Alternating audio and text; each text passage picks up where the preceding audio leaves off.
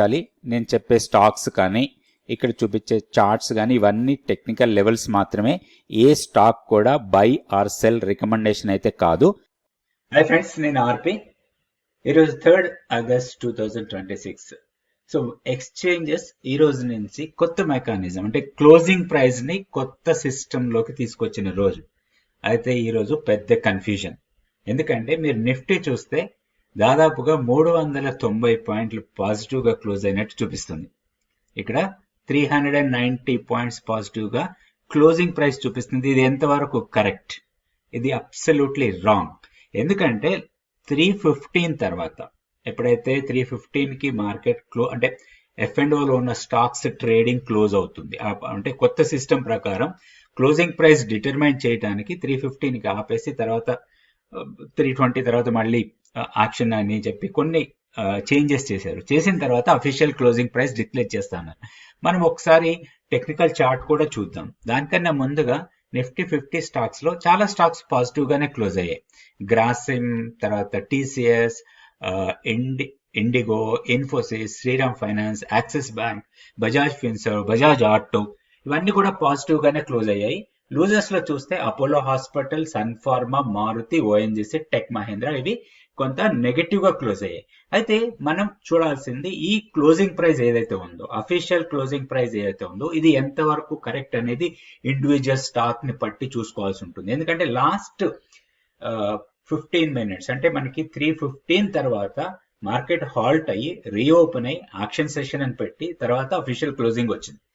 ఇక్కడ చూస్తే మనకి ఒక్కసారి నిఫ్టీ చార్ట్ కూడా చూద్దాం మనకి ఎలా ఉంటుందో. ఇది చూడండి, Nifty daily candle stick chart ఇది. సో ఓపెనింగ్ కరెక్టే, 24,580 దగ్గర ఓపెన్ అయింది. కానీ ఇక్కడ అఫీషియల్ క్లోజింగ్ ప్రైస్ వచ్చేసరికి 24,774 పాయింట్స్ అంటే 774 దగ్గర అయింది. 390 పాయింట్స్ పాజిటివ్ గా క్లోజ్ అయింది. కాకపోతే ఇది ఎంతవరకు కరెక్ట్?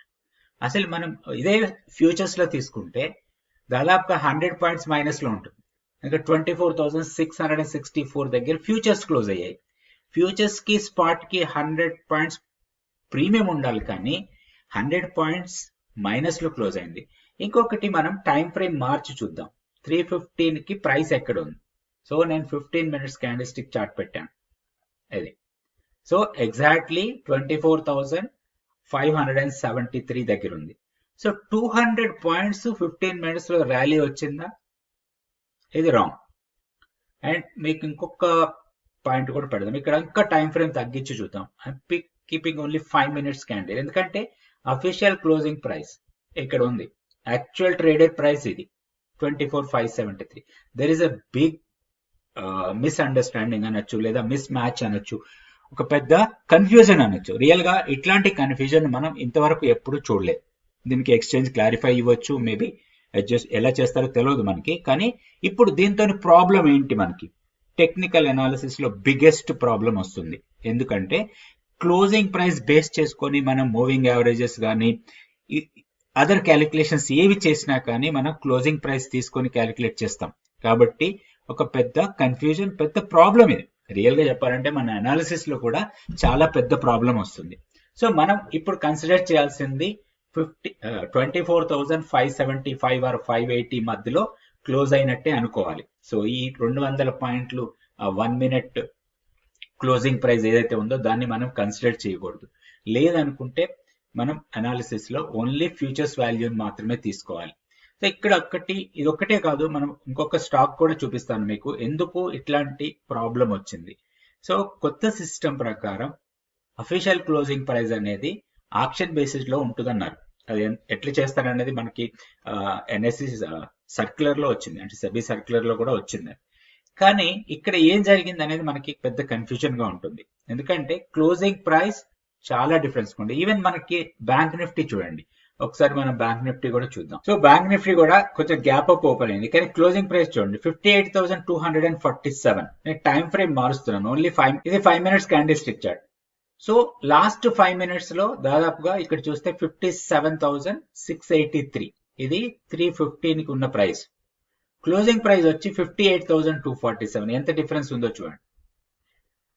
ఈ 5 మినిట్స్ లో ఇంత డిఫరెన్స్ అసలు ట్రేడింగే లేదు. 5 మినిట్స్ యాక్చువల్ గా మనకు చూస్తే. సో ఇంత డిఫరెన్స్ రావటానికి మెయిన్ కారణం కొత్తగా వచ్చిన రూల్. సో ఇది ఏం జరిగింది, ఎట్లా జరిగింది అనేది మనకి మేబీ రేపటికి క్లారిఫై కూడా రావచ్చు. మేబీ రేపటి నుంచి మెకానిజం ఎట్లా మారుస్తారు అనేది మనం చూడాలి. అయితే ఇప్పుడు ఉన్న లెవెల్స్ ఏవైతే ఉన్నాయో ఇవి మనం కన్సిడర్ చేయొద్దు. ఎందుకంటే క్లోజింగ్ ప్రైస్ అనేది ఇప్పుడు ఉన్నది మాత్రం correct closing price. Big confusion ఉంది మార్కెట్ లో. ఈవెన్ 315 తర్వాత చాలా మందికి ఇదే కన్ఫ్యూజన్ స్టార్ట్ అయింది.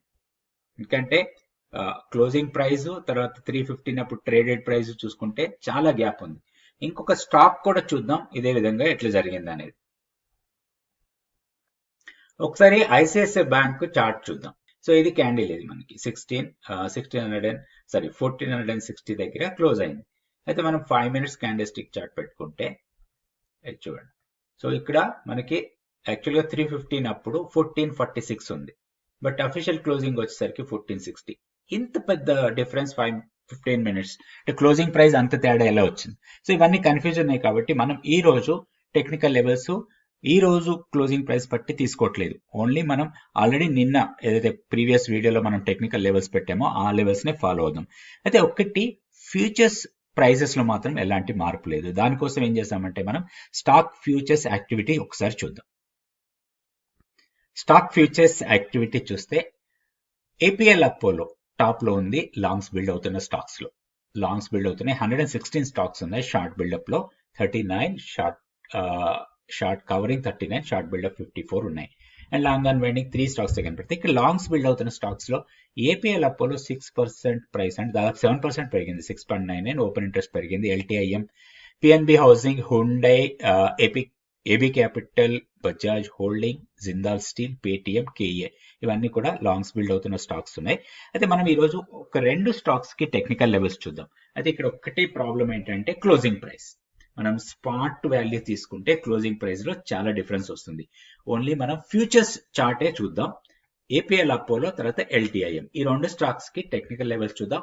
ఇవి స్పాట్ లెవెల్స్ కాదు, ఫ్యూచర్స్ లెవెల్స్. సో ఇది LTIM daily candle stick chart, futures levels ఇవి, స్పాట్ కాదు. ఈ రోజు క్లోజింగ్ వచ్చి 4690 దగ్గర క్లోజ్ అయింది. అయితే ఒక డీసెంట్ ర్యాలీ.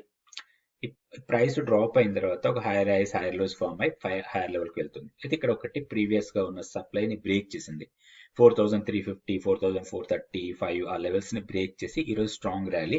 అయితే ఇక్కడ ఒకటి మనకి నెక్స్ట్ రెసిస్టెన్స్ లెవెల్స్ 4800 దగ్గర ఒకటి, 4960 దగ్గర ఒకటి. ఈ 2 రెసిస్టెన్స్ లెవెల్స్ లాగా పనిచేస్తాయి. సో దీంట్లో పుల్ బ్యాక్ లో బై చేయడానికి ప్లాన్ చేసుకోవచ్చు. ఒకవేళ 4340 ఆర్ 330 కన్నా కిందకి వెళ్తే మాత్రం కొంచెం వీక్నెస్ రావచ్చు స్టాక్ లో. ఇవి టెక్నికల్ లెవెల్స్. ఈ లెవెల్స్ ప్రకారం మనం ట్రేడ్ చేసుకోవచ్చు. సో ఇది ఏపీఎల్ అపోలో. ఇందులో ఒక స్ట్రాంగ్ ర్యాలీ ఈరోజు. ఇది ఫ్యూచర్స్ లెవెల్సే. 1900 కన్నా పైన క్లోజ్ అయింది. ఇక్కడ ఒకటి ప్రీవియస్ గా ఇక్కడ స్ట్రాంగ్ బేసింగ్ ఫామ్ అయింది. మనకి ఇక్కడ చూస్తే ఈ జోన్ స్ట్రాంగ్ బేసింగ్ అనుకోవచ్చు మనం ఇక్కడ.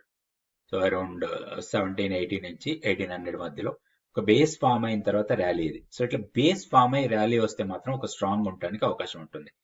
సో ఒకటి breakout level 1900, maybe pull back ఇవ్వచ్చు, around near to breakout level రావచ్చు. అది మనకి ఎంట్రీ పాయింట్ లాగా తీసుకోవచ్చు. 1780 కన్నా కిందకి వెళ్తే వీక్నెస్ ఈ స్టాక్ లో. అంటే హైయర్ లెవెల్లో 2000 నుంచి 2020 మధ్యలో ప్రాఫిట్ బుకింగ్ రావచ్చు ఈ స్టాక్ లో. సో ఇది టెక్నికల్ లెవెల్స్. దీని ప్రకారం మనం ట్రేడ్ చేసుకోవడానికి అవకాశం ఉంది. సో రేపటి వీడియోలో క్లారిటీ రావచ్చు మనకి ఈ క్లోజింగ్ ప్రైసెస్ గురించి, నిఫ్టీ అఫీషియల్ క్లోజింగ్ ప్రైస్ ఇవన్నీ కూడా. సో రేపటి వీడియోలో మళ్ళీ కొంత లెవెల్స్ చూసుకుందాం, దాన్ని బట్టి ప్లాన్ చేసుకోవచ్చు. Thank you so much for watching this video. So ఈ ఆప్షన్స్ ట్రేడింగ్ ఏంటి, ఎగ్జిట్ పాయింట్ ఏంటి, అండ్ సిమ్యులేటర్ లో ఆప్షన్స్ ని వేసిన తర్వాత మన ప్రాఫిట్ లాస్ ని మనం ఎట్లా ఎస్టిమేట్ చేస్తాం, దీనికి ప్రాబబిలిటీ ఎంత ఉంటుంది, అండ్ రేంజ్ క్యాలిక్యులేషన్ ఏంటి, ఇట్లాంటివన్నీ కూడా మీరు నేర్చుకోవచ్చు 100 days మెంటర్షిప్ ప్రోగ్రామ్ లో. ఇంట్రెస్ట్ ఉన్న వాళ్ళు ఇక్కడ ఉన్న వాట్సాప్ నెంబర్ ని కాంటాక్ట్ చేయండి.